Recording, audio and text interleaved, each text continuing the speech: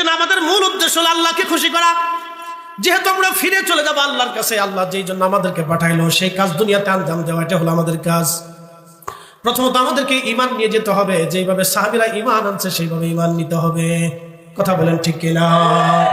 সেই ঈমানে বলিয়ান ছিলেন সাহাবীদের ছাত্র তাবিঈগণ, তাবিঈদের পরে তাবিঈন, তাদের ছাত্রগণ, তাদের পরবর্তী পর্যায়ে উলামায়ে মুতাকাদ্দিমিন, উলামায়ে মুতাআখিরিন, সালফে সালিহিন, চার মাযহাব, চার তরিকার পর্যায়ক্রমে আউলিয়া, কিয়ানুজাবা, উলামা, ফুদালাগণ সেই অনুসারী ছিলেন। আমরা তাদের অনুসারী হয়ে যাব, আমরা তাদের ইত্তেবা করব, তাদেরকে মহব্বত করব, তাদের ভালোবাসায় আমাদের জীবন জিন্দেগি গঠন করব।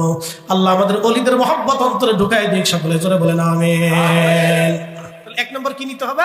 ঈমান। দুই নম্বরে আমল। এই দুইটা জিনিস আমাদেরকে কবরে নিতেই হবে। এর ব্যতিক্রম কোনো কিছু করলে কোনো ফায়দা হবে না। আমি সেই দিন দেখলাম প্রতিবেদন, এক সাধু 40 বছর গোসল করে না। কত বছর? 40 বছর গোসল না করে সে কি করতেছে জানেন? সে ভগবান তালাশ করতেছে। আচ্ছা, গোসল ছাড়া ভগবান কেমনে খুঁজে আপনি বলেন তো? তাহলে ভগবান মনে হয় গোসল টোসল করে না, ভগবান না পা আল্লাহ 40 বছর ধরে যে গোসল করে না। এখন আপনাদেরকে প্রশ্ন করি, এটা তাদের ধর্ম, আমি কটাক্ষ করতেছি না, বোঝার জন্য বলতেছি। কারণ কারো ধর্ম সম্পর্কে কটাক্ষ করলে সে হয়তো কষ্ট পাবে, কথা ঠিক আছে না?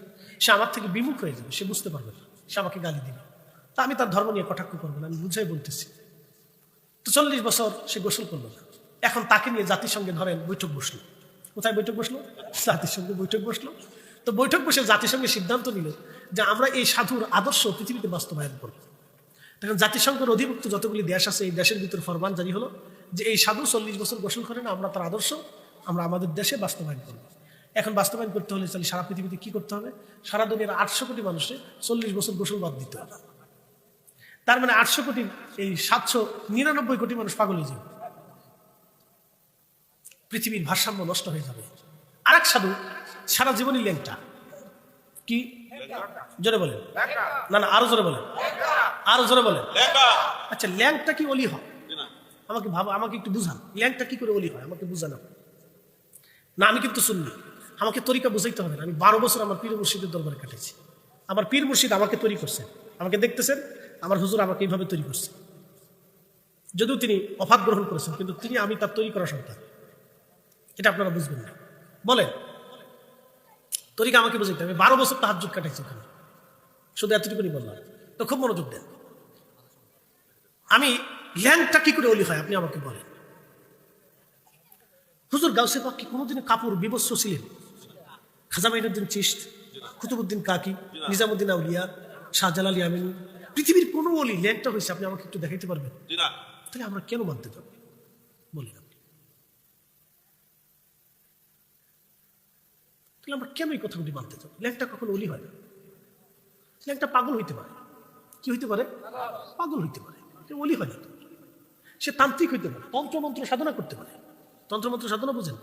হিন্দুদের ভিতরে তান্ত্রিক আছে, তারা ফু দিলে এই পানির ভিতরে আগুন ধরে যায়। তাহলে আপনি কি বলবেন যে ফু দিলে আগুন ধরে গেল, তাহলে সে মানে বড় বুজুর্গ?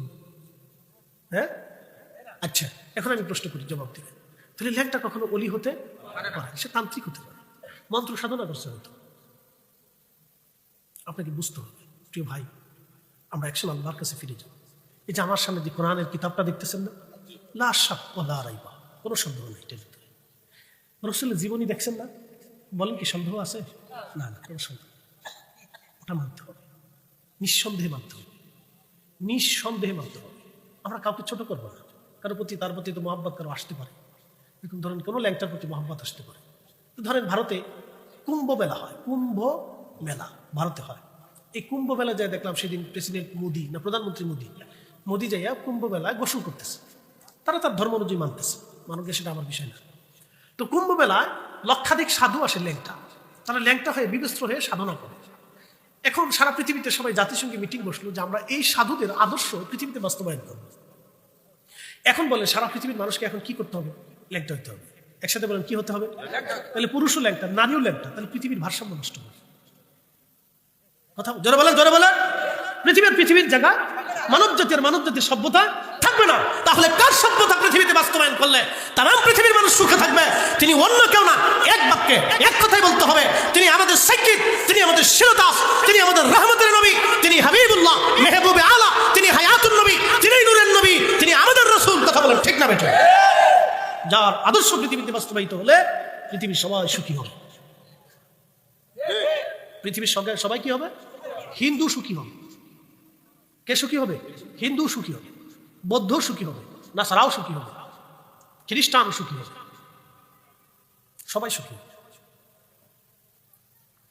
প্রিয় উপস্থিতি হাজিরিন, তিনি সে আমাদের নূরের নবী, রহমতের নবী, হায়াতুন নবী, জিন্দা নবী।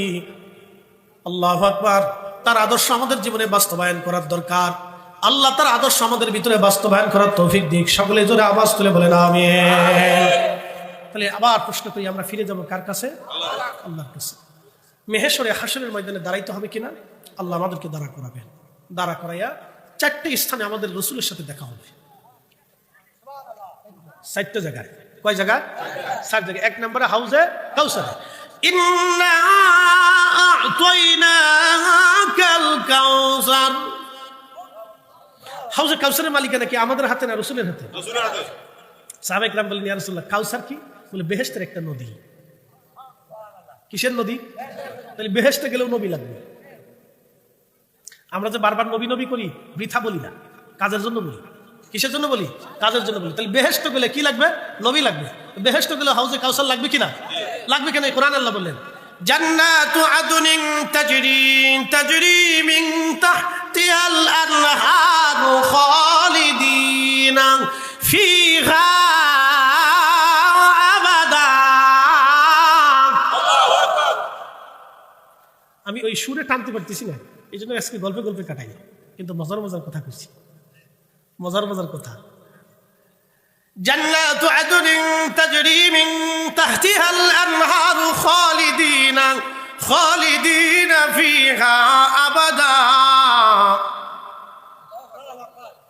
রব্বুল আলামিন বললেন, ওই জান্নাতের নিচ দিয়ে নহর প্রবাহিত হবে, নহর নদী প্রবাহিত হবে, নদী প্রবাহিত হবে, নদী প্রবাহিত হবে। সেই নদীর নাম হাউজে কাউসার। আল্লাহর নবী বলেন, সেটা জান্নাতের নদী। ওই নদীটা হাসরের ময়দানে প্রবাহিত হবে। নদীর নিচ দেশটা মণিমুক্তা জমরদ দিয়ে গঠন হবে, 2 পাটটা স্বর্ণ দিয়ে নির্মাণ হবে। নদীর এত পরিমাণে পেয়ালা হবে, আল্লাহর নবী বলেন, আকাশের নক্ষত্র যত, নদীর পেয়ালা হবে তত। ওই নদীর পানি কারা পান করবে? ফাসাল্লি লিরাব্বিকা ওয়ানহার। যারা নামাজ পড়বে এবং আল্লাহর পথে কুরবানি করবে, আল্লাহর জন্য যারা নামাজ পড়বে এবং আল্লাহর পথে যারা কুরবানি করবে, তারা ওই নদীর পানি পান করবে। আর একজন ওই নদীর পানি পান করবে, তারা কারা? যারা মাহে রমজানে রোজাদারকে ইফতার করাবে, পেট ভরে খাবার খাওয়াবে এবং রোজাদারের তৃষ্ণা মিটাবে, ক্ষুধা মিটাই দিবে। আমার আল্লাহ তারা হাউজে কাউসারের পানি পান করাবে। একবার জোরে বলা যাবে কি মারহাবা। এ বাবাজি, আমার দিকে তাকান, ক্ষমা করবেন, সময় আমার শেষ, 5টা মিনিট হাতে আছে।